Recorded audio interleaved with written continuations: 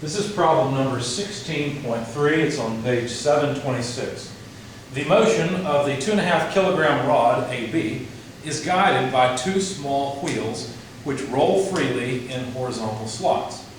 If a force P of magnitude 8 newtons is applied at B, determine A, the acceleration of the rod, and B, the reactions at A and B. I'll sketch the problem so we can work it. There's the lower support for roller A. The rod is a curved rod. It's kind of interesting. It's a quarter of, or it's an arc from a quarter of a circle. There's support, and this is to indicate the center, though my center is probably not very good.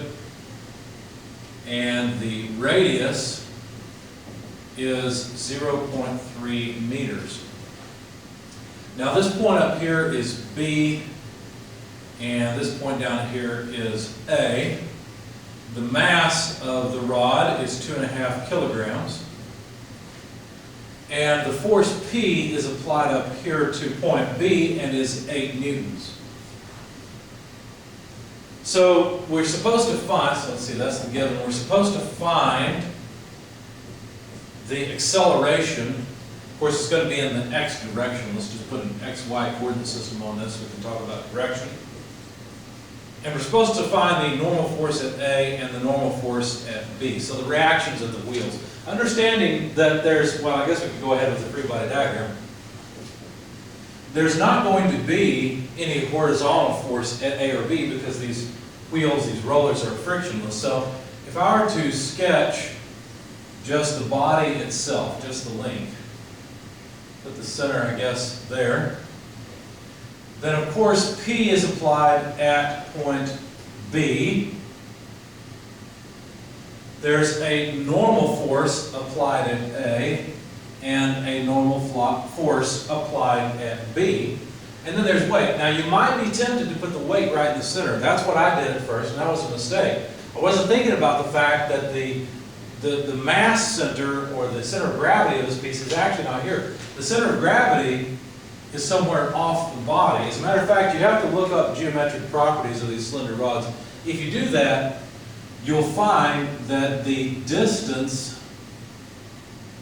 from the center of curvature to the center of gravity is 2 over pi times the radius r. Similarly, this distance, let's see, what am I doing here? There we go.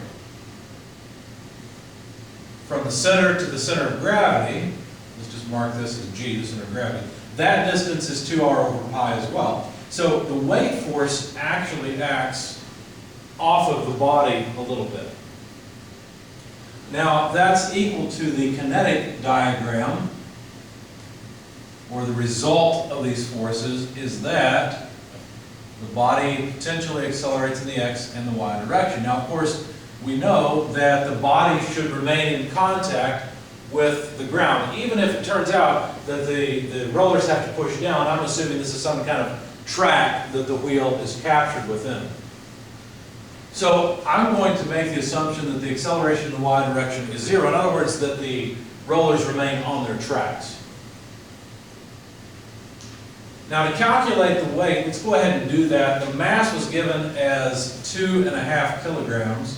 And if I multiply that by 9.81 meters per second squared, the weight is 24.525 newtons. So there's the weight of that link. If we then sum forces in the x direction, well, only P acts in the x direction. That's equal to the mass times the acceleration in the x direction. And so this is pretty easy. The acceleration in the x direction is just P over m. So it's just the 8 Newton force divided by the 2.5 kilogram mass. Of course, a Newton is a kilogram meter per second squared. And so we get meters per second squared for the acceleration, which is what we wanted. And that's pretty easy. It's just 3.2 meters per second squared. So there's the acceleration we were asked to find for part A. It dropped out easily. But we were also supposed to find the normal force at A and at B. If I were to sum forces in the y direction, I would find NA plus NB is equal to the weight. So that doesn't really help me much because, of course, the acceleration in the y direction is 0, and I've still got one equation, two unknowns. So I'll have to sum moments also, and I will choose to sum moments about a point that has an unknown force passing through it. That way I can get rid of one of the forces. So I'm going to choose A, take counterclockwise as positive, and then summing moments about A, let's see, I would find the radial distance times NB, because NB is causing a positive moment. The weight causes a negative moment. Oh, wait a second, let's take care of P first, that's an easier one. P is causing a negative moment, but its moment arm is R, so R times P. Now let's look at the weight. Well, where does the weight act? Well, the moment arm for the weight is over at 2R over pi, and it causes a, let's see, negative moment also, so 2R over pi times the weight. And that's the moment of the 1, 2, 3 forces I see. On the right-hand side, I of course have I alpha, but there is no angular acceleration of the body. The body does not begin to rotate angularly. I'm not going to bother writing MAY multiplied by its moment arm. I will rather just write MAX times its moment arm. Now we've got to be careful. We're summing moments about A, and what that means is that I need the moment arm, which is this distance. Now that distance is going to be the radius r minus this distance, 2r over pi. So I need to, let's see, this is a negative moment, so minus quantity r minus 2r over pi times the dynamic force MAX. So now, if I look at this, I'll notice from the beginning that I've got R throughout these whole, this whole equation, so I could really just cancel it. And once I've done that, I can solve for NB.